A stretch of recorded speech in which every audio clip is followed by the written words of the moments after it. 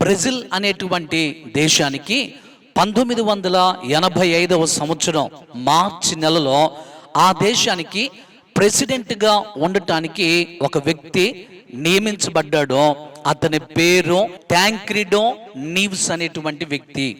ఇతను ఈ ప్రెసిడెంట్గా ఎన్నిక కాకముందు ఎలక్షన్ క్యాంపెయిన్కి వెళ్ళినప్పుడు ఆయన చెప్పినటువంటి మాట ఏంటి అనంటే, నేను ప్రెసిడెంట్గా పోటీ చేస్తూ ఉన్నాను, నా పార్టీ తరపున నేను నిలబడతా ఉన్నాను, నాకు కనుక 5 లక్షల ఓట్లు వస్తే ఇక దేవుడు కూడా నన్ను ప్రెసిడెంట్ పదవి నుండి తప్పించలేడు, ఆ దేవుడు కూడా ప్రెసిడెంట్ నేను అవ్వకుండా ఆపలేడు అని అన్నా.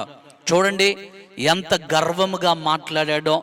పదవి దేవుడిచ్చేటువంటిది కాదు, పదవి నా స్వంత జ్ఞానముతో నా స్వంత సామర్థ్యముతో నేను ఏర్పాటు చేసుకోబోతున్నాను అని అనుకున్నా.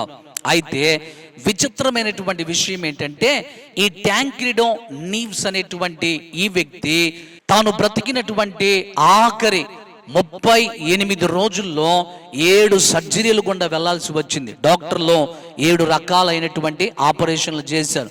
ఆ తర్వాత ఆ 1985 సంవత్సరంలో అతడు ప్రెసిడెంట్గా ప్రమాణ స్వీకారం చేయవలసి ఉండగా, ప్రమాణ స్వీకారానికి ఒక్కరోజు ముందే ఆయన చనిపోయి ఈ లోకాన్ని వదిలిపెట్టి వెళ్ళిపోయాడు.